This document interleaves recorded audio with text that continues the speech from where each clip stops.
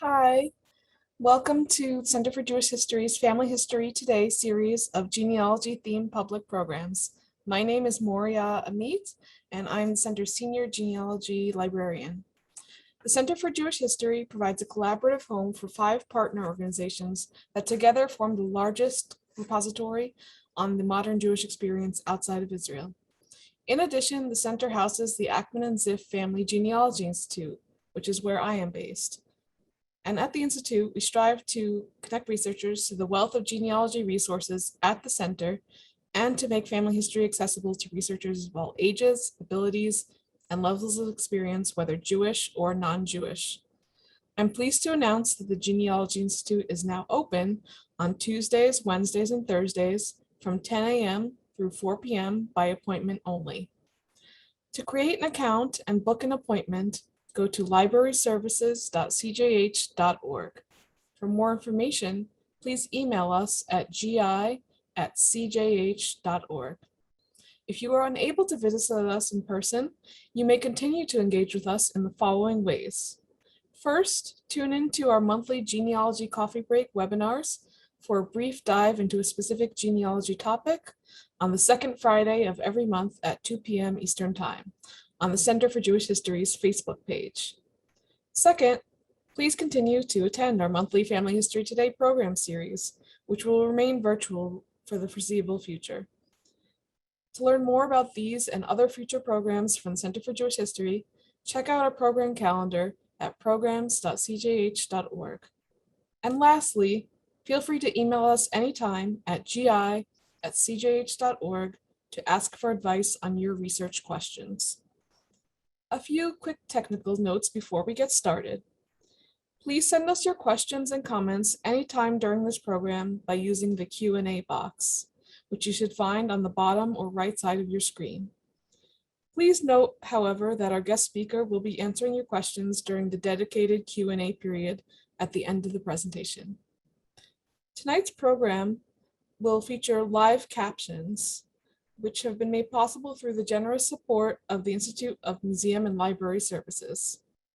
To access the captions, please click on the closed caption button or CC button and select Show Subtitle, which should appear at the bottom of your screen.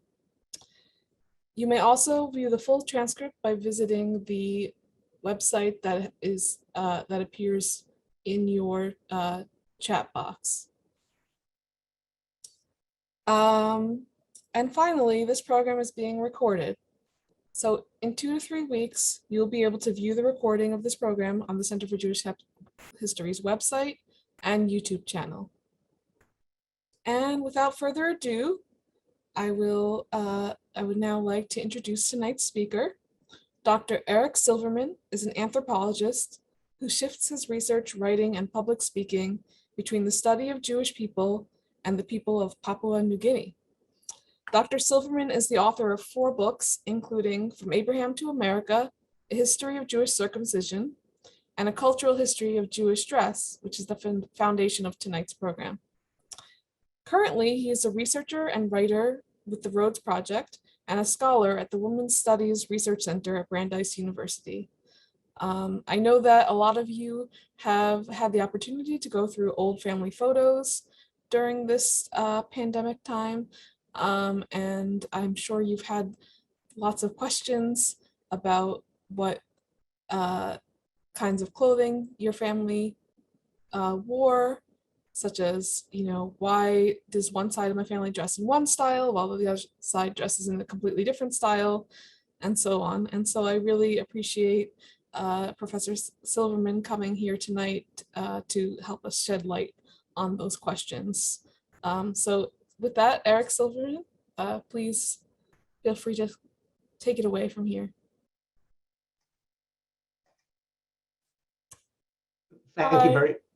Thank you very much.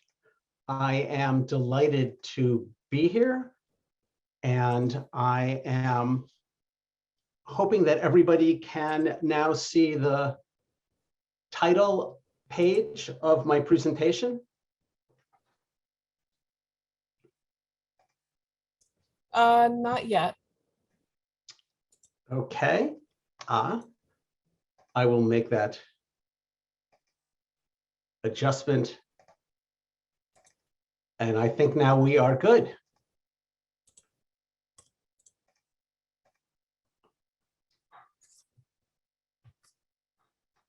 Are we all set? We're all set. Terrific. Thank you again. I am delighted to be here.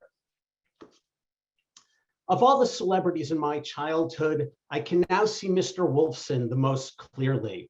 I remember his sartorial elegance in a community that on weekdays was not too meticulous about collars and ties. He was always sprucely dressed. Our lives in those days focused on the synagogue. And since Mr. Wolfson became for a season its president, I remember him best as he was on Friday nights and Saturdays in the high holidays, sitting in state in a special armchair beside the ark, opposite the rabbi. On these occasions, Mr. Wolfson wore a stovepipe silk hat, a Prince Albert coat, and striped trousers. The fabulous circumstance was that he owned these garments outright. I remember Mrs. Wolfson too. Once she went to Boston and came back in a new tweed suit. This suit was a 9 days wonder. Such a fabric as tweed had never appeared in our neighborhood before. Samuel Nathaniel Berman, Mr. Wolfson's stained glass window, published in the New Yorker, 1947, and later in his book, The Worcester Account. Stealthily, the West was creeping in, trying to lure the East with her wonders.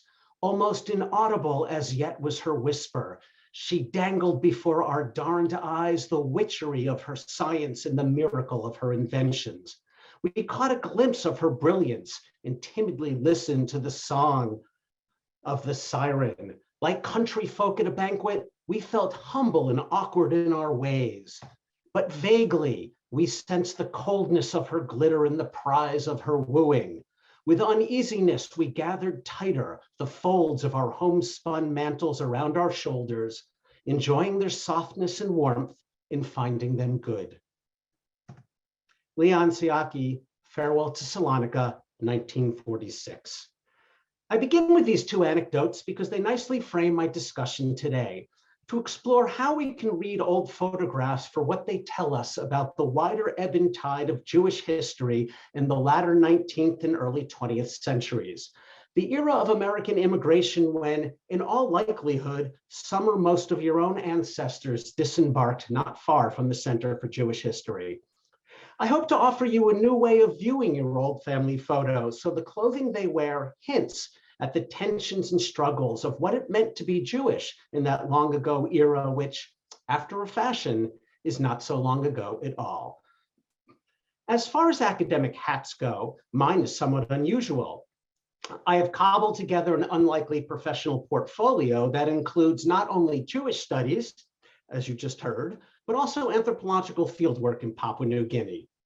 Now, frankly, rarely do the two converge. But as it turns out, my friends among the Yatmul people are as committed to their traditions as many of our own Jewish ancestors. The Yatmul in Papua New Guinea are also doing everything possible to modernize, which is not so easy when you lack roads, electricity, really most of what we all take for granted in our daily lives. But these are not things your grandparents and your great-grandparents took for granted, while they also embraced the push of tradition and the pull of modernity. And one of the wonders of the modern era was mass-produced clothing, the simple act of plucking a garment that appealed to your own taste from a rack in a store. Like any anthropologist, I delight in kinship and genealogies. Like many of you, I've spent considerable time tending to my own family tree these days, hunting for old family photos and tattered records, snooping around JewishGen and Ancestry.com. To be sure, old photos are wonderful, yet mournful, and doubly so, not only at personal losses, but also at the lost opportunities to have asked, when we were younger, all the questions we would now pose of, say, our grandmother, a young girl standing stiffly at attention in some photographer's studio, dressed for an era that bridged the old and new. Much of the culture represented by these photos has passed, of course. In Yiddish, for example, your ancestors once referred to the parents of their children's spouses as makatunim. You probably don't. Your ancestors distinguished a glid Schwesterkind, or second cousin, from what a learned Yiddish speaker would call the sheni beshlishi, or second cousin once removed, a Yiddish term that, when I last checked, got you absolutely 0 hits on Google. European Jews were often matrilocal, that is, grooms moved in with their brides' families. They had large extended families, and interesting, their non-Jewish neighbors did none of these things. When I'm pondering my own family, my task is always to try to read social life like a novel, seeking significance and meaning. To be sure, Ancestry.com gives me a sense of security in knowing my place in a wide network of kin, knowing something of my family history, having some sense for the amazing passages that my genealogy, like yours, tells about modern Jewish and American experiences. We imagine what it was like to be in those clothes on vacation in Florida, or as a proprietor for a long-gone sundries shop. We mythologize our ancestors, but also demythologize them so they become real people with complex lives, ordinary folks with ordinary strivings that set them apart, but made them hardly distinguishable from anybody else's relatives, except they are ours. As an anthropologist, my task is to place people into the flows of a local cultural, social, and historical setting. Ancestry.com doesn't do this very well. It relies on you to add the information that will eventually become the life story, but it isn't. It's often a disconnected sequence of factoids, flat snapshots, as it were, that lack the thickness of human experience. Thus, Ancestry has bits and pieces of information on my own grandfather, born Harris Klonowski in Springfield, Massachusetts. His parents were Jacob Klonowski, the peddler, and Ida Katz, both from the town of Kovno, today Kaunas in Lithuania, then the Russian Empire. They were married in the US in the 1880s, as you can see here, in garb that speaks to the striving to be seen as Americans and not just as Jews, and certainly not as old-fashioned Lithuanians. My grandfather had 6 siblings, one of whom died in infancy from cholera. Harris was born at home on Linden Street in Springfield, which was eventually razed to make way for Interstate 291. He was a clerk in a grocery store. He entered the Great War and drove a truck at the first replacement depot in France. In 1919, his congressional representative wrote a letter to General Pershing saying, "The father and mother are at the present time in very poor health. The boy is urgently needed at home to care for his parents, and he has done his duty to his country." The general sent him home. Harris married Rebecca Gorodnetsky, who arrived from the Ukraine in 1901, then shortened her surname to Grody as she started to dress for a far more Americanized identity. Harris Klonowski also changed his name to Harry Klein. It sounded cleaner, I would imagine, more ordinary, more American. They had 2 children, one of whom was my father. Harry joined a Masonic lodge, good civic-minded American that he was. He worked as a clerk his whole life, raised kids, did some traveling, and retired from Sweet Life Foods in the 1970s. In 1960, my grandmother, Mrs. Harry Klein, of course, won first prize in a table setting contest at Hall Galleries in Steiger's department store in Springfield. We're the coolest, a leading fashion center. I'm sure my grandmother was dressed as befitting the honor in an immaculate and proper, modest, yet fashionable American attire, fashionable American style. Both my grandparents now rest in Springfield, thoroughly Jewish, yet thoroughly American. His was an unremarkable life. Harris Klanowski, who changed his name to Harry Klein, he did not dance to the beat of his own drummer. He walked by his own choosing along the same footpath as many other Americans of his era. But in every photograph of my grandfather, he appears strikingly commonplace.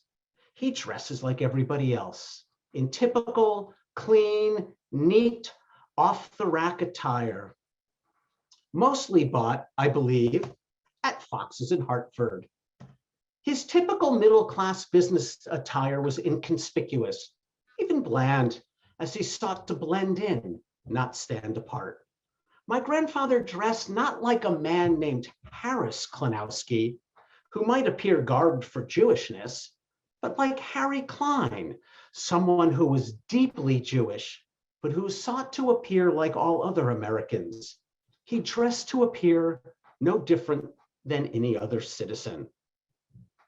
This sounds ordinary, I know, but none of this was commonplace during the era in which my grandparents and their parents were born. And that is my point, that the clothing worn by Jews in old photos can tell us something of the wider context in which they lived, a story about the place of Jews in America. When you look upon photos of my grandfather, and he appears not distinctly Jewish, but rather like any other middle-class businessman, you are looking at an intentional strategy employed by millions of Jewish men and women in the late 19th and early 20th centuries, a strategy to weave together Jewishness and citizenship. That goal, an opportunity never before extended to Jews, is as remarkable as my grandfather's clothing was bland.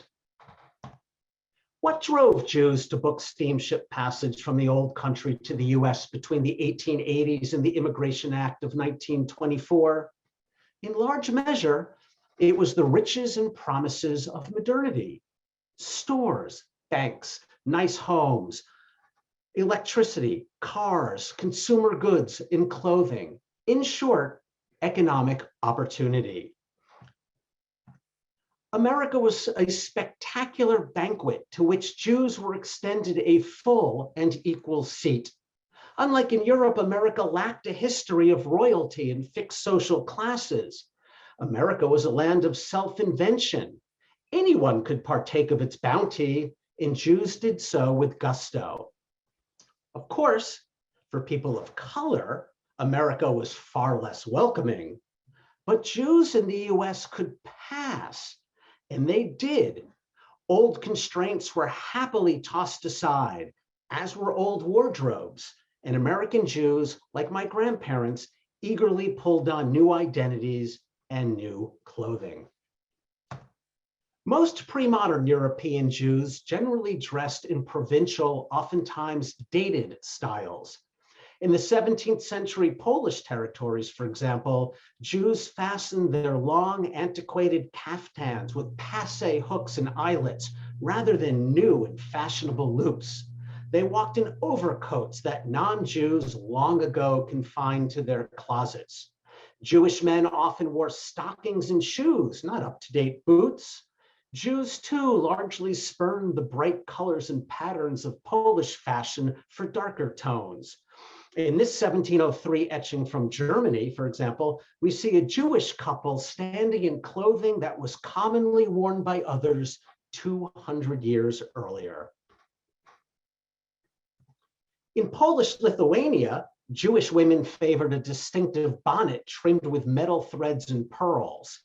An 1815 travel book disdainfully had this to say about Lithuanian Jews, and I quote in full: "A more despicable, artificial, mercenary set of wretches cannot be seen. They are without character, without patriotism, without manners. The women are yet more disgusting than the men. They are clad in a most ridiculous and gaudy dress of silken rags. On their head is a large white napkin rolled around with 3 tails hanging over their shoulders. The writer goes on and ends with this. All this superfluity of dress is huddled on in the most careless manner, a bunch of dirt and rags. There never was a more perfect antidote to love and grace than a Lithuanian Jewess, unquote. A 1913 Yiddish memoir provides insights into everyday Jewish garb in the Eastern European market town or shtetl. The garments of those days were made of such durable cloth that they were handed down from father to son. There was a certain kind of cloth called a regengammet, made of goat's wool, strong as steel and tough and stiff as tin. Every crease would start rattling so noisily that your approach could be heard almost a mile away. Not all shtetl Jews dressed like Tevye and Golda, however. The wealthy invested in portable valuables such as clothing and jewelry, which they publicly exhibited on religious holidays. Tall sable hats, silk jackets, pearl necklaces with gold coins, fur-trimmed shirts, and gold-threaded embroidery. If you have a cousin or uncle who garishly flaunts his wealth at the Seder, both his showiness and your response are well and truly a part of our tradition. Rich and poor Jews alike dressed as much for their class as for their Jewishness. For centuries, in fact, Jews throughout Europe were legally prevented from dressing like the wider non-Jewish public. These edicts began in 1215 with the Fourth Lateran Council convened in Rome by Pope Innocent III. Hardly an underdressed occasion itself, as you can see here. The Lateran Council was intended to formalize Christendom. Canon 68 of the council would shape Jewish clothing for centuries. The Canon 68 bemoaned the confusion in clothing between Jews and Muslims on the one hand and Christians on the other, in some instance horrifyingly leading to relations. To prevent, quote, the excesses of such prohibited intercourse, unquote, Canon 68 decreed that Jews and Muslims, quote, of both sexes in every Christian province and at all times shall be marked off in the eyes of the public from other peoples through the character of their dress, unquote. Here in these two photos, you can see on the left a distinctive form of Jewish hat, and on the right in the center, a distinctive Jewish patch in the young man, the elderly person who was being beaten. These sorts of medieval depictions are common, and they're the result of Canon 68, which decreed that Jews at all times must absolutely dress differently in public. And one other example is on the ceiling of the Sistine Chapel. Michelangelo painted the well-known round Jewish badge on the shoulder or sleeve of one of the ancestors of Jesus. Jews were not only dressed by the church, the rabbis too, drawing on a variety of biblical and Talmudic sources, beseeched their congregants not to emulate non-Jews. These are two such decrees. Clothing was what the rabbis called a fence that would protect the community by always reminding Jews of their Jewish identity. Indeed, there is a famous story of a young Talmudic scholar who wished to tempt his piety. He does so by visiting the bed of a harlot. He is absolutely certain that, given his piety, he will be able to resist his erotic inclinations, but he starts to succumb and is saved at the last minute when the tzitzit or fringes of his undergarment slap him across the face. The rabbis repeatedly urged the Jewish folk to dress distinctively, to not be guilty of chukat hagoy, walking in the ways of the other nations.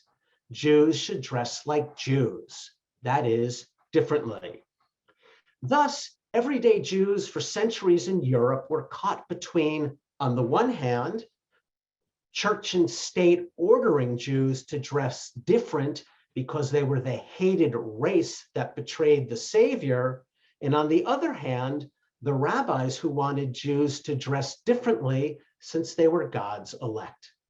This tension persisted for centuries, up until the late 19th century, the very time that most of your ancestors undoubtedly packed their meager positions for passage to America.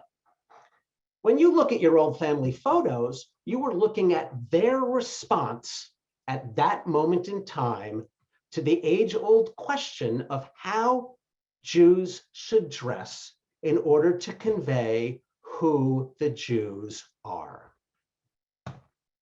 Only with the repeal of mandatory dress codes in the 18th and early 19th century could and did European Jews as a group and, more importantly, as individuals, begin to modify their wardrobes as they wished. For the first time in 5 centuries, Jews could legally dress like everybody else, say, combining a talit or prayer shawl with non-Jewish finery. Of course, if your aspiration was to assimilate, then that moment in history was wondrous. You could reinvent yourself, at least in regard to your appearance, and even change your name. You dressed for secular success. But if an outward Jewish identity was important to you, then that historical era was far less celebratory.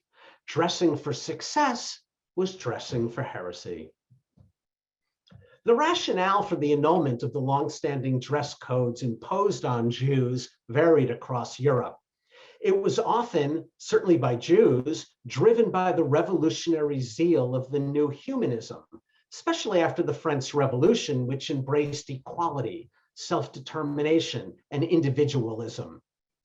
These now cherished virtues gained everyday currency in the late 19th century with the rise of the Industrial Revolution, mass production, and the widespread availability and affordability of off-the-rack clothing. In short, the varied forces of modernity made it increasingly difficult to marginalize Jews simply on the basis of Jewishness. And once the doors of liberty, equality, and fraternity were opened, never mind the doors of the department store, most Jews enthusiastically went in. The process of emancipation often proved complex. At the time of the French Revolution, for example, Jews in France largely remained legally bound to wear only yellow hats.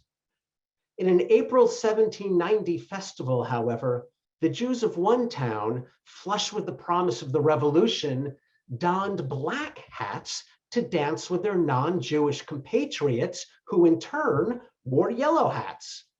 Shortly thereafter, the local Jews demanded to unlock the ghetto at night, to display the national ribbon, and to wear any cap they wanted. They did receive their just prize. Jews could now enjoy the black hat so symbolic of French fashion and equality.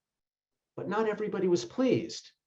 Some Frenchmen wished to exclude Jews from the public square, and some Jews longed to preserve their distinctive identity.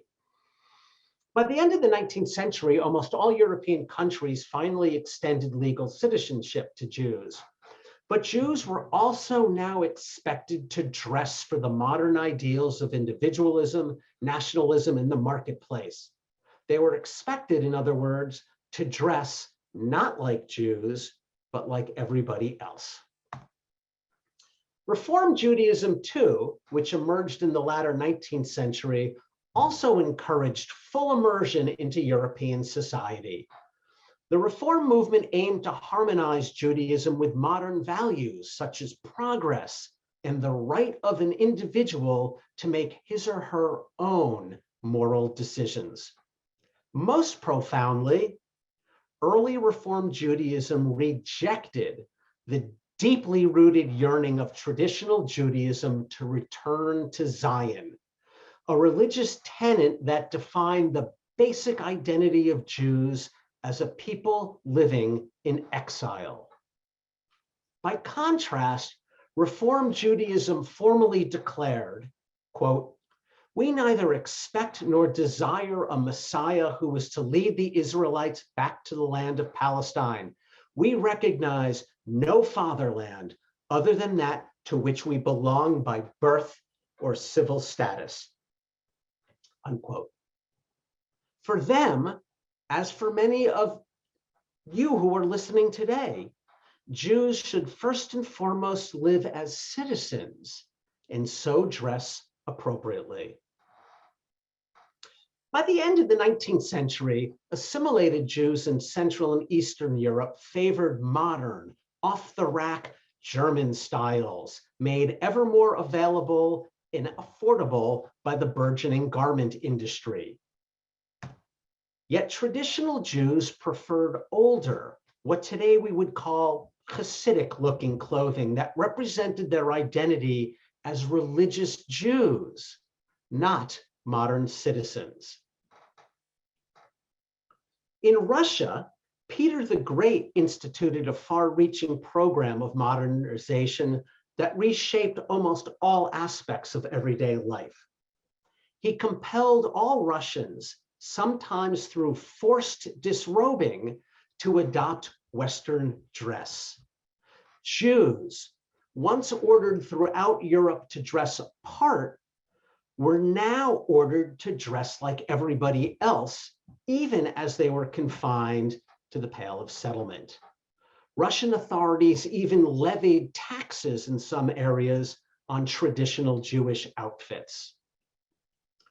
Understandably, the poor opposed any wardrobe change as a financial burden. Most rabbis, too, rejected modernization as a threat to their own authority and to Judaism more generally.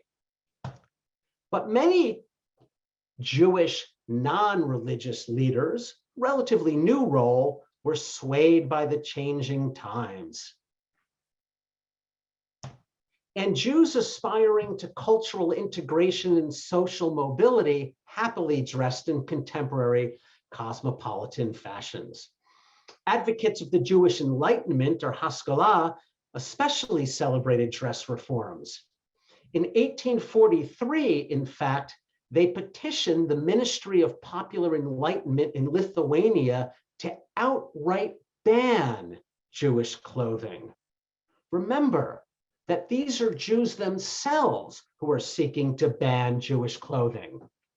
In their petition, they wrote, in part, quote, "The first obstacle to the enlightenment of the Jewish people is their recognizable costume.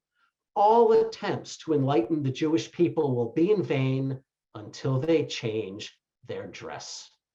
Again, these are modernist Jews encouraging Lithuania to prevent traditional Jews from dressing distinctively. By the end of the 19th century, imperial Russian decrees targeted all manner of stereotypical Jewish dress: silk hoods, fur hats, short trousers, wigs that matched a woman's hair color. Many Jews saw these edicts as an assault on Judaism. "Our traditional costume," reported one memoir, "was mourned like a beloved departed person." Some Jews refused to leave their homes. Others wept, prayed, and fasted. But the tide of fashion was gaining momentum. Polish authorities, too, forced Jews to adopt the garb of modern citizenship, partly to revive the national textile industry.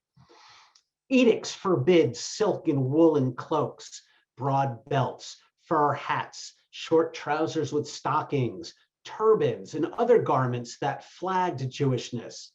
Long beards, earlocks or payas, and traditional hairdos all became hair don'ts. Jews could dress as they wished in the home and synagogue, but in public, they were ordered to dress like other citizens. Why?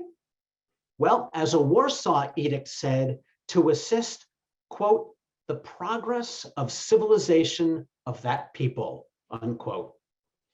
As incentive, properly attired Jews were given special privileges by Polish authorities, such as coveted jobs in neighborhoods.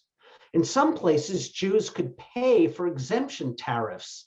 Those who could afford neither the fee nor the new outfit were sometimes beaten, forcefully shorn, and imprisoned. Neither Russian nor Polish efforts at modernizing Jewish dress proved wholly successful. Many Polish Jews ignored the new decrees. Some rabbis called for martyrdom.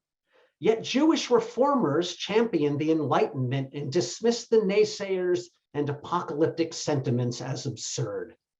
At that time, the very definition of Jewishness was undergoing all manner of debate, both within and outside of the Jewish community. And that debate is nicely encapsulated by this photo and these lithographs. Much of the debate over the role of the Jew in modern society in those years was phrased in a vocabulary of clothing. It was in this precise context that 2 million Jews, many of your own relatives, steamed to America between the 1880s and 1924. Their arrival corresponded precisely with the rise of the Industrial Revolution and mass production. Inexpensive factory-made goods suddenly and profoundly transformed the physical landscape of everyday life. America, far more than Europe, rapidly became a nation of things, of new, wondrous, sometimes magical novelties, electric appliances, canned goods, gas stoves, bathtubs, soaps, mirrors, carpets, beds, cutlery, watches, and off-the-rack clothing. Department stores made this plenitude accessible, mass marketing made it desirable, credit made merchandise affordable. America became a land of shoppers. And here, by the way, is my great uncle's charge-a-plate, which is the precursor to the credit card. Immigrants to America found this cornucopia of cheap commodities especially attractive.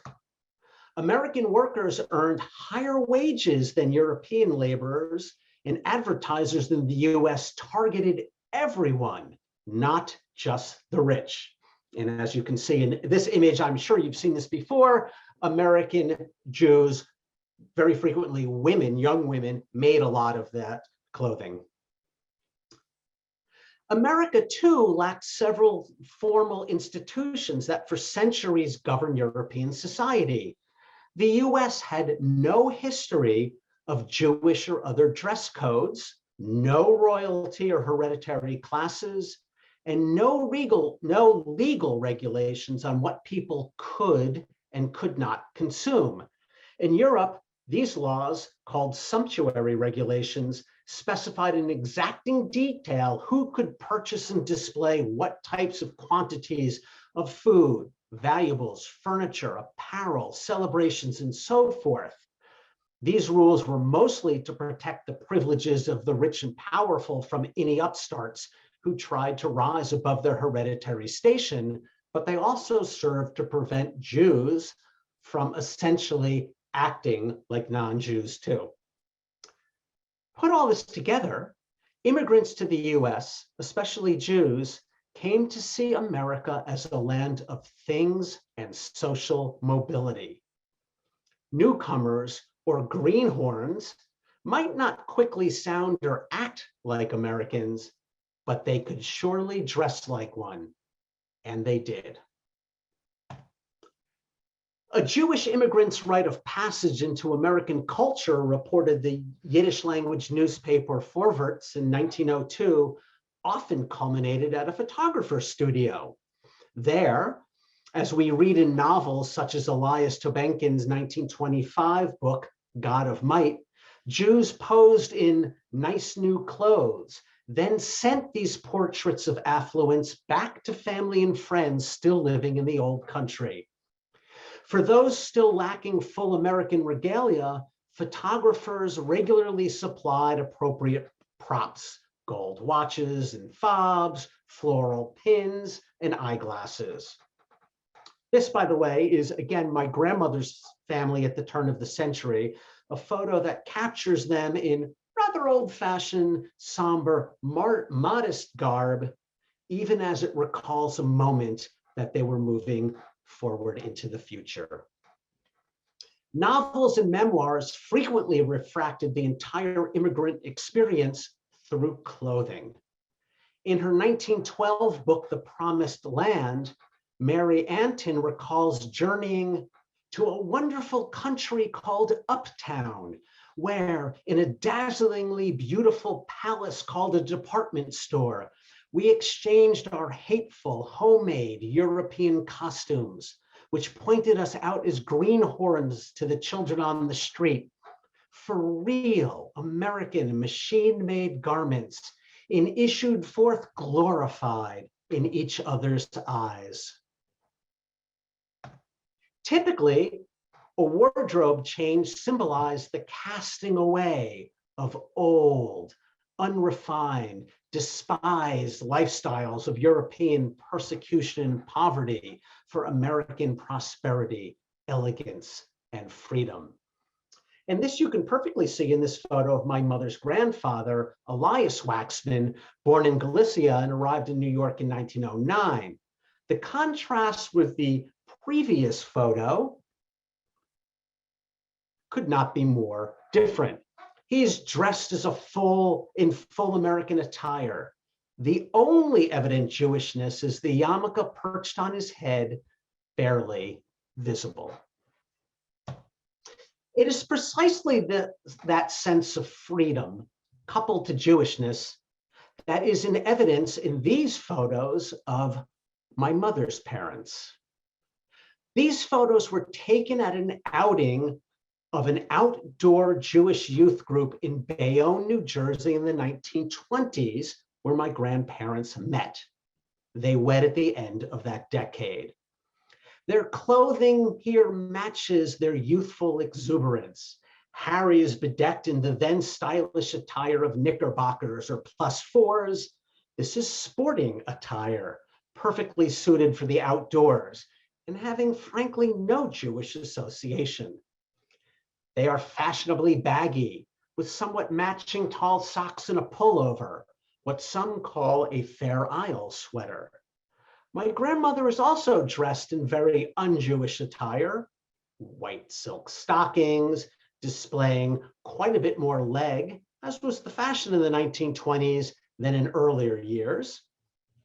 Flapper dress of sorts, bobbed hair, fashionable hat. And in this photo, a public embrace that would never have been shared by their own parents and grandparents back in Poland. And this at an outing for Jewish men and women, yet expecting them to dress and act like Americans. The well-dressed crowds of Lower Broadway, recalled Abraham Gahan in his wonderful autobiographical novel, The Rise of David Levinsky in 1917, impressed me as a multitude of counts, barons, and princes. This photo is shows my grandparents at their wedding in 1929. Despite the wrenching poverty of the Lower East Side in New York City, David Levinsky continues, the narrator of the novel, these people were better dressed than the inhabitants of my town in Lithuania. Upon his arrival in America, the character in the novel, David Levinsky, delights in what he calls his quote unquote modern garb. He describes it: a suit of clothes, a hat, some underclothes, handkerchiefs, the first white handkerchiefs I ever possessed, collars, shoes, and a necktie. His description is not unlike that of my great-grandfather and his brothers in this photos. The immigrant narrator in Tobenkin's novel, God of Might, also shed what he called his ghetto garb for a short coat and, like David Levinsky, a shave. He now appeared, as he wrote in the book, no different than any other Americans who stood nearby. And to that I add, that was exactly the point. Shopping was the fastest, surest, most public and tangible path to a modern identity. Mass-produced commodities, especially clothing, materialized the American promise of democracy, equality, and especially prosperity. I see much the same in these two photos of my great-grandparents on the left, elegant Victorian-era wedding garb, formal wear, but to be sure, not particularly Jewish. And yet on the right, they appear in more ordinary garb, much later, that seems somewhat subdued, somber. He's certainly looking very American. She rather more old country in her attire, as if she was still rooted to some degree in the previous century from which she had come. In 1833, congregants in the Crosby Street Synagogue, New York City, dressed, as a newspaper columnist reported, in the useful European hat and draped their prayer shawls over modern broadcloth coats and fashionable pantaloons with straps. These congregants prayed not simply as Jews, but as stylish Americans. They perhaps purchased their high holiday finery, Passover shoes, and special bargains for the Sabbath at Lord & Taylor, which was one of several department stores that advertised in Yiddish newspapers and held sales, especially in honor of various Jewish holidays. This is not to deny the anguish of the immigrant experience. Pervasive squalor blighted the tenements and many immigrants suffered miserably. But compared to Europe, misery in America was relatively short-lived for most Jews and far more tolerable given the ethos and economic reality of social mobility and affluence. And there was no better way to display your mastery of American materialism than competency in fashion. The seemingly simple purchase of an off-the-rack, ready-to-wear outfit materialized for immigrants their acceptance of the pivotal ideologies of America: abundance, economic opportunity, social mobility, equality, free choice, conformity, and democracy. Again, these photos, my great-grandparents exhibiting conformity, modesty, formality, yes, but also a sense of social mobility into the middle class and a sense of pride in looking the part, in dressing the part, like most other respectable Americans. If my lady wears a velvet gown, asked a writer for the New York Tribune in 1900, put together for her in an East Side sweatshop, may not the girl whose tired fingers fashioned it rejoice her soul by astonishing Grand Street with a copy of it on the next Sunday? Or, as Marcus Eli Ravage wrote in his 1917 book, An American in the Making, The Life Story of an Immigrant, one of the curious things in America was the fact that if you went merely by their dress, you could not tell a bank president from his office boy. A great-grandfather of mine who was not a bank president, but dressed like one. By the late 19th century, most people no longer valued clothing for sheer durability, but for another quality formerly enjoyed only by the wealthy: taste.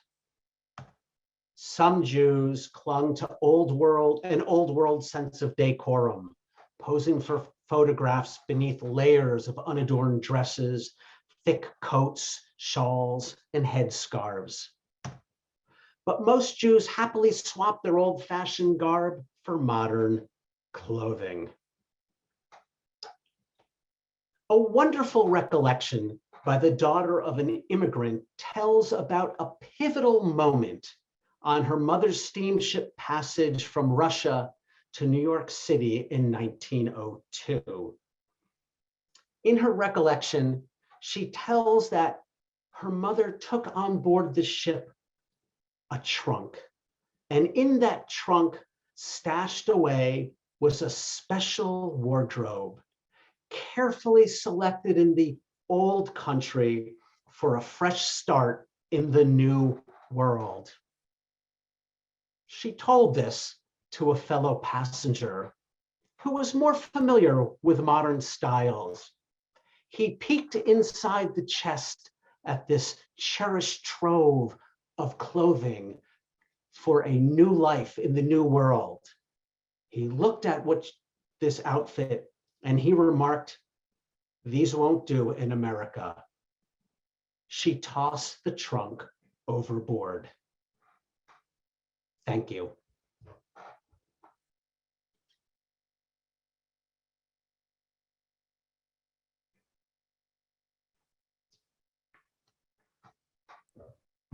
Thank you so much, Eric. This was really well illustrated, and I love all the personal touches that you included as well. Thank you. So we definitely have a number of questions from the audience. If you could please stop your screen share for now, that'd be great.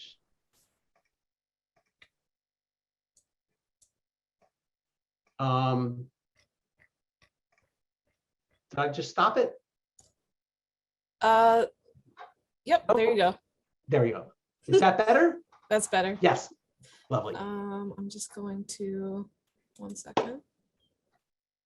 I will do my best to answer questions. Oops. There we go. Okay. All right. So some of these questions may not be in your wheelhouse, so feel free to pass if that's the case. All right. So I think that the questions I'm going to sort of categorize by questions that pertain to the old country versus the new country. Okay, but there might be some overlap. So let's start with the old country. Do you have any idea about when 18th century Hamburg dress codes may have broken down? I know it's a very specific question, but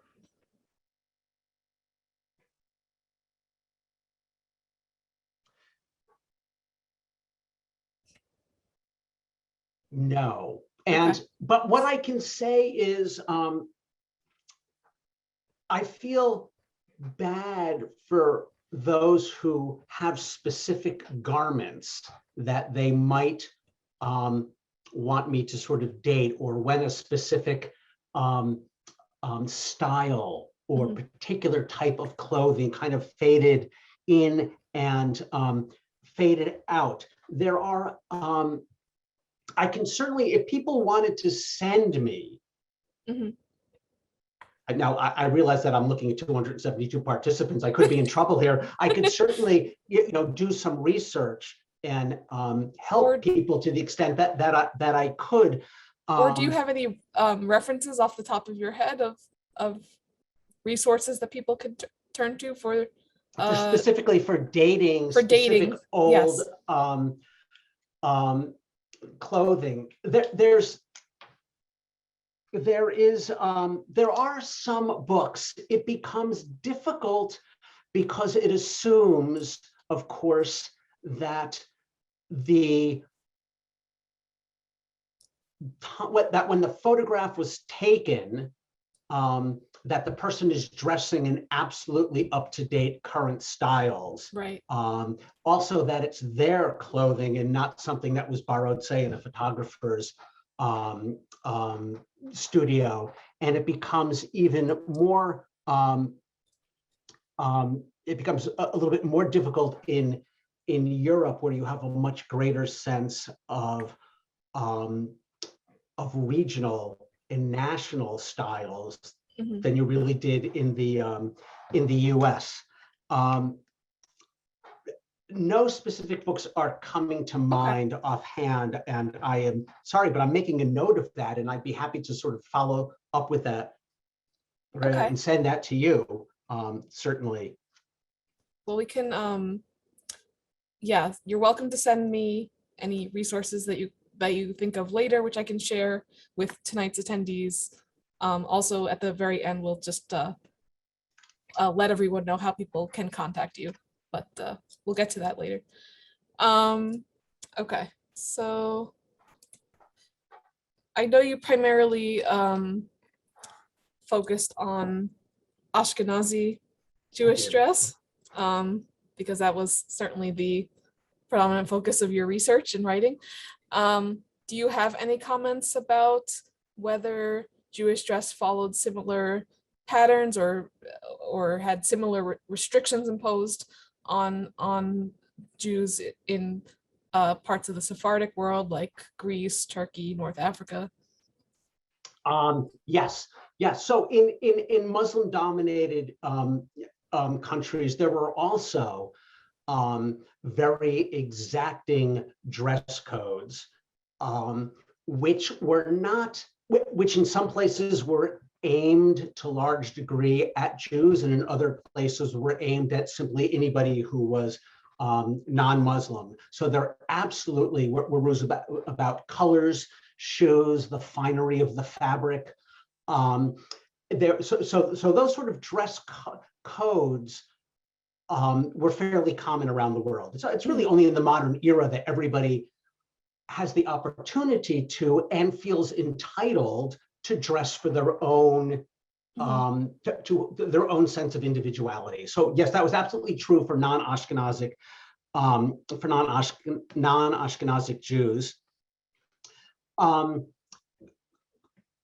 And it was certainly the area, the case that things get a bit more confusing a little bit in sort of Greece and certain areas of sort of coastal Turkey, simply because of the cultural connections. And then you've got different rules if you were going in sort of more toward sort of Asia. But yes, I think it would be a fair assessment to say that everybody dressed according to rules and regulations for up until the modern era, but that in the case of Jews, it was a sort of the added level because you had to dress for being Jewish in addition to dressing according to class and status and whatnot. But absolutely, so there were, I think, many parallels outside the Ashkenazic world. And yes. What about the pull towards modernity or assimilation? Did that happen in a similar fashion at around the same time in the Sephardic world? No, it would have happened later. Okay. So it certainly happened later in much of the Sephardic world. Would have happened much more into the mid 20th century in certain areas, just because of the general pace of sort of modernity or change. But it certainly happened to, and that most of the Jews who came to the United States were from Europe until obviously fairly recently. So this sort of changeover would have happened slightly later. It also, though, would have had a slightly different nuance, which was if you were Jewish from North Africa, for example, there would also have been not just a kind of conflict between modern and traditional, but there also would have been more of a conflict between Western European and, say, non-Western. So in other words, Western clothing often would have symbolized a certain amount of colonialism. And so you have a sort of another kind of layer of nuance and messages to the types of clothing that people would have worn. Makes sense. Okay, this is an interesting question. To what extent on Purim did the clothes that Jews wear become sort of a parody or mocking of the edicts? Did they run into any trouble because of how they dressed on Purim? They certainly ran into trouble with rabbinic authorities. And they ran into trouble not only because of dressing, but also because of there was often implied some ways of reading the kind of parodies that there was implied sense of making fun of secular non-Jewish authorities and sort of non-Jews. So Purim was fraught with these sorts of tensions. And there was a fabulous book about the Purim Spiel, which goes into some detail, the history of it. And there's been some wonderful work about Purim masquerades within a Hasidic community, I believe, in sort of New York. So yes, Purim was it's always been a little complicated because of issues of cross-dressing, for example, because of what kinds of costumes were and were not appropriate, because of who you were trying to mock or didn't want to appear that you were mocking because of the festivities, the drinking, and so on. So yes, Purim, yeah, there's a wonderful, if somebody's looking for a dissertation topic, a book on sort of contemporary Purim festivities for this very reason today. Yes. Yeah, that would be a fascinating read for sure. All right, let me see here. I think I'm going to turn to some questions about Jewish dress in America now. Were there any brands or like a certain cut of clothes that was either recognized by the public as being Jewish or within the Jewish community as being a signifier of the Jewish identity, even when sort of the more standard signifiers like yarmulkes were not shown? Does that make sense to you? Yes, it does. That's an outstanding question. And I don't know the answer. What I do know is that, so in other words, are there brands that became associated, or let me rephrase the question, when did brands become sort of stereotypically associated with Jews? I wish I knew the answer to that, but I know somebody who does, who's written about Jewish clothing, Jocelyn, and she'll have the answer. Perhaps, I think her book is Dressing for Americans, and it might be in there. Okay. Or some work of Ravel and Prell, who has a wonderful book, Fighting to Become Americans. And what I didn't talk about, and what she talks about, is, at least certainly in the early 20th century, there certainly became a stereotypical way of sort of Jewish female dressing, which was a woman who was called the Ghetto Girl. And it referred essentially to a young Jewish woman who had abandoned her roots in tradition and family and was carried away by her exuberance for nice clothing and pearls and short dresses and sleeveless dresses. And she would stay out all night dancing and listening to music and smoking cigarettes. And it was very much associated with young Jewish women. It was in fact called the Ghetto Girl. And there was an enormous dialogue in the Yiddish press about this young woman who is essentially subverting all that was good about Judaism, and she's garish and crude, and so I don't recall the Ghetto Girl being associated with a particular brand as much. And one of the things I wanted to bring out in my talk is essentially the Ghetto Girl was really represented the anxiety of all Jews that they were losing their identity and being swept away and swallowed up by American, essentially, consumerism and self-invention. Mm-hmm. But those anxieties which pertain to everybody got projected onto young women. So there was a sort of an obvious sense of sexism in that it was her fault that we are not being proper Americans because look at how she's dressing. But that style, the Ghetto Girl, and again, Riv Ellen Prell, Fighting to Become Americans is her book, and it's wonderful. She goes into great detail about that. But I wish I could answer the question as to when, in what early styles. That's a fabulous question. Whoever answered that, thank you. I'm going to have to look into that. And there's a specific question about your grandmother, so I'd like to bring that up. It's not exactly about dress, but it's sort of about the fashion of the time.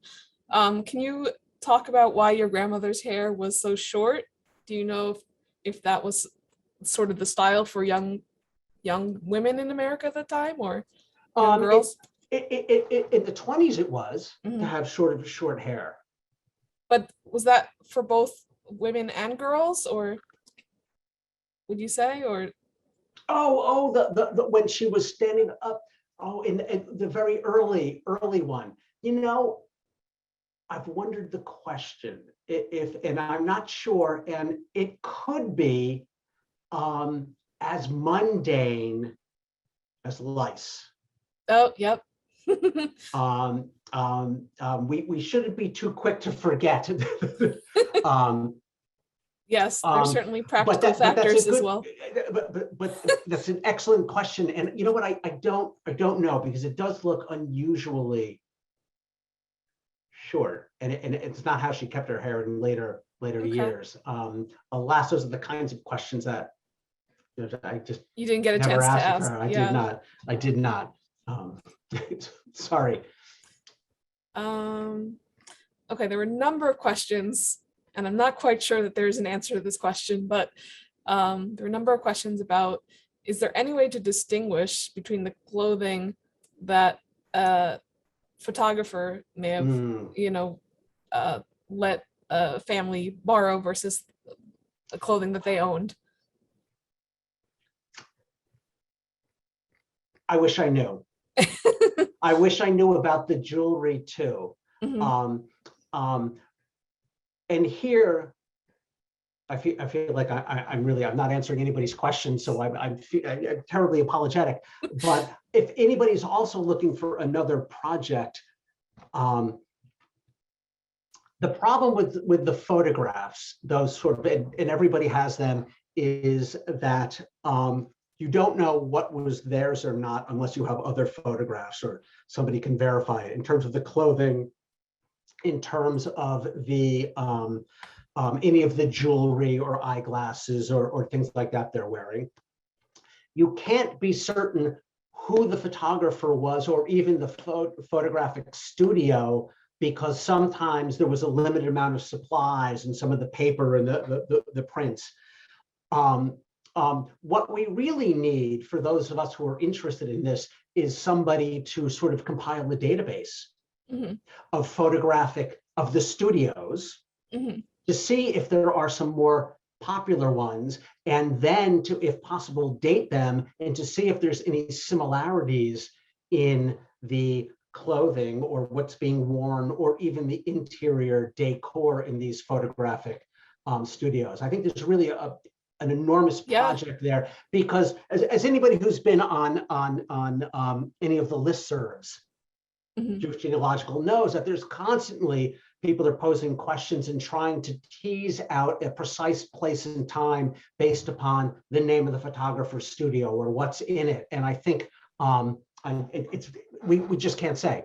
I just really can't say. And it's even difficult to distinguish whether or not the photo very often was taken in the US or in Europe as well.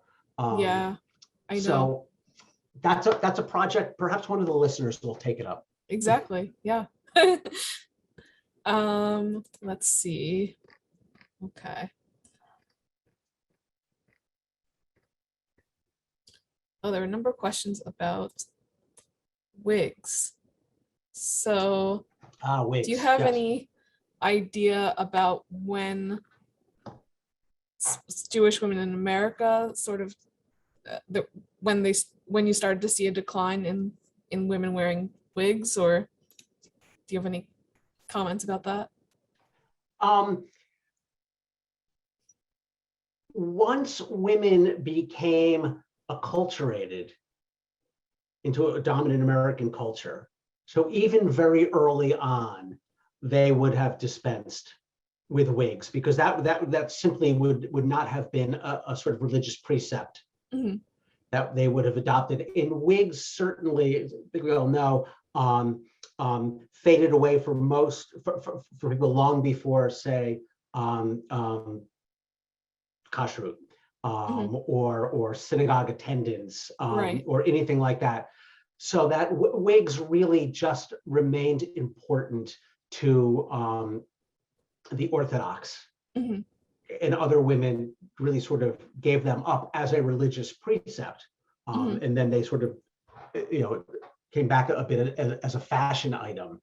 Mhm. But I would assume that if your parents, grandparents were not Orthodox, that I think it would be a safe bet that that was one of the things that they would have abandoned relatively early, even though they may have done regular, attendance at shul or whatnot. That's very Um, interesting. um, and there are, for those who are interested in wigs, of course, there are a number of papers and studies of wigs among the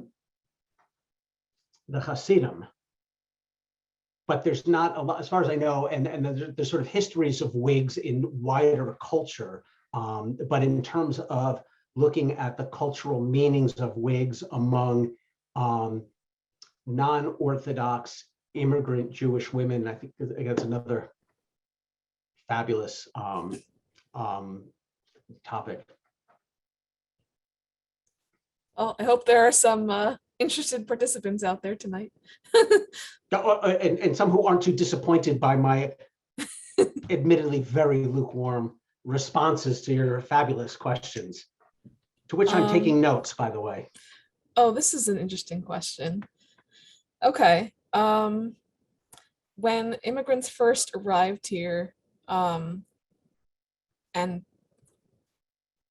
for I don't know how long this period would have lasted, but before they started wearing U.S. clothing, um, and actually, this is a question that could have pertained to Jews prior to arriving in the U.S. too.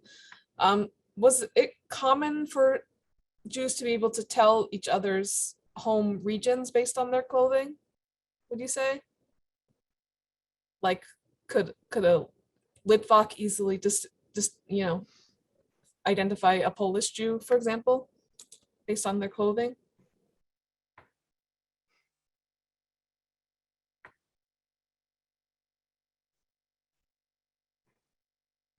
I think to some degree, but it would really,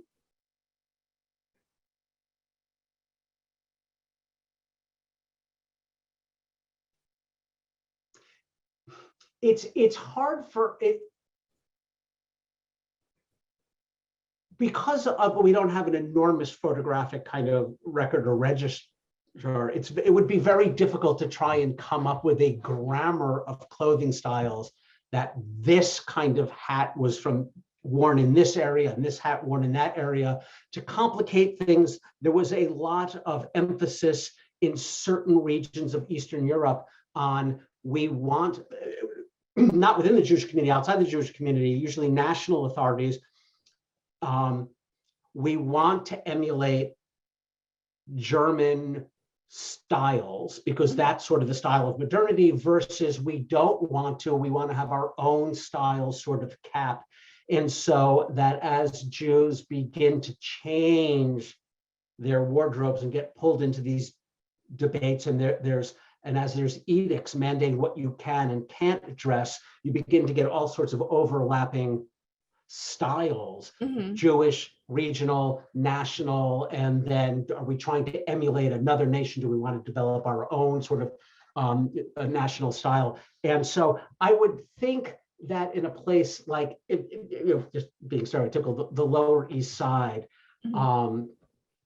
um, you might, but it would probably be pretty unlikely. I think that there was a lot of dress and garment changes happening very quickly. I mean, there was an enormous, once people were able to do so, there was very much a sense that being pulled into sort of consumerism Mhm. and shopping and buying hats, clothes, off the rack clothes. You can't dress that way. That it was fairly unusual for people to continue to walk around unless you were um, Litvaks or Hasidic Jews on one side of the religious spectrum. It was pretty unusual for people to continue to wear clothing that would have resembled what they wore at home, in part because for a lot of people coming to America also represented a new life. And so you wanted to dress the part in order to aspire to upward mobility. So but that's what I would suspect is somewhat. Yeah, that makes sense. Okay. This is a question that I'm choosing because it includes a personal story, which I think is kind of interesting. Um, so this person writes, during the first decade of the 20th century, living in a farmhouse in East New York, Brooklyn, my great-grandmother is said to have ironed a white shirt every morning for each of her 7 children and proudly sent them off to public school. Do you have any idea what kind of fabric those shirts would have been made of, where that she would have bought them, and would the children typically have just one shirt per child, or would they be able to? Did she buy it in bulk and they were able to pick from multiple shirts? I mean, my initial answer would be that these were mass-produced shirts. Mhm. I would think, which Yeah. were relatively inexpensive. I mean, because one of the things that was happening is with the rise of mass production, clothing becomes really inexpensive for the first time. I mean, it becomes affordable for everyone. I mean, you can't necessarily have a sumptuous wardrobe, Mhm. but nonetheless, I mean, there's just goods all over the place, a bewildering variety of goods. And so I would suspect that she bought these were off the rack store Mhm. shirts bought in a store, and that her children they did not have many, unless they were of affluence. Mhm. They certainly would not have had many, unless again, and I'm assuming if they were of affluence, the mother herself would not be ironing Right. those shirts. But I suspect that they were white, they were new, and that one needed to dress properly and sort of somewhat spiffy in order to to be sort of a proper young citizen and Mhm. sort of build the future. But I would think that I would think that very, very, very few garments would not have been off the rack, mass produced garments as soon as people arrived. I Mhm. mean, because certainly almost all the immigrant, as I mentioned, immigrant memoir after memoir, novel after novel, it's the change of clothing becomes enormously significant. And so by extrapolation, I think it's safe to assume that most people would have tried to dress in garments that they were able to purchase shortly after their arrival. I'm going to take a look for one more question here. Let's see.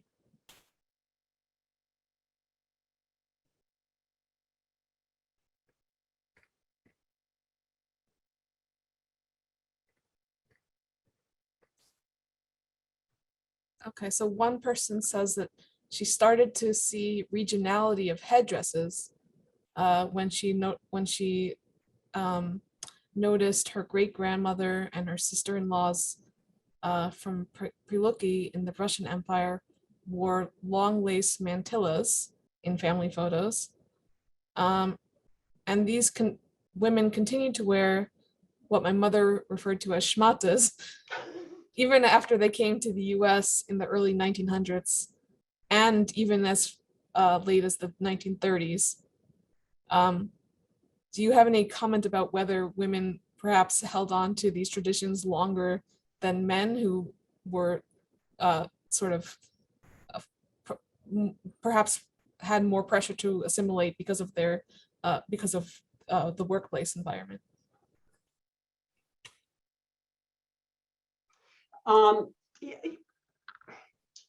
You know, on the one hand, and that's interesting, and I think there are definitely regional variations in sort of in clothing across Europe.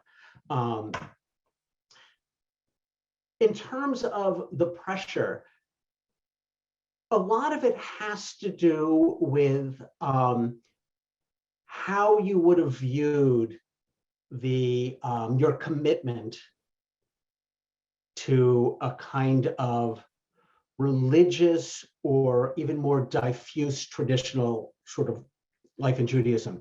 So on the one hand, you certainly, there would have been more pressure on men to dress in more conventional, formal business attire, because the men, rather than the women, were the ones who were actually going to aspire to social mobility in that kind of workplace environment. But lots of young women, as we know, young female immigrants, especially, I mean, lots were working right. for necessity, and they, of course, were, you know, wearing the shirt waist and a very almost a sort of uniform. So there was also a lot of pressure on the on women to change their dress to go work, but also there was also a lot of pressure, as I alluded, you know, talked about the Ghetto Girl, on women, certainly in the 20s, because the roles of young people were dramatically changing in the US then, including the rise of teenagers as a sort of unique social category. And so there was enormous pressure on a lot of young women to sort of cast off these sort of old-fashioned mores and garments and things. I would think that if a woman comes to the US and she is not aspiring to work in a factory outside, sort of, or work outside the home in some kind of new sort of occupation, some sort of result of mass production. And if she and her family aspire to retain a sense of tradition, then they certainly could remain, you know, clinging longer than the men to certain traditional styles. But if they did view, say, the teens and 20s as a way of sort of breaking, really, truly, and always bursting out from older moral constraints, that if that's how they viewed it, then I think that they would have cast away those caps. I mean, part of the difficulty becomes that, you know, I'm generalizing, right?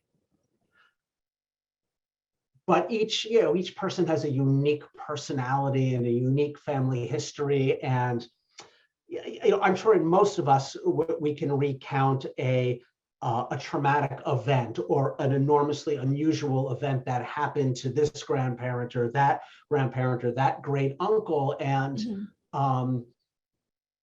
that because of that person's personal experiences, they never felt comfortable fully acculturating to American culture, or that person, just threw himself into work and, cast off most of their external Judaism.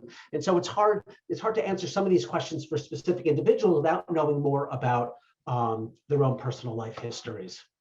Yeah, that certainly makes sense. But that's And it. I Thanks, Ray. appreciate you bringing out all of these nuances, because these are certainly not questions that can have, a black and white answer.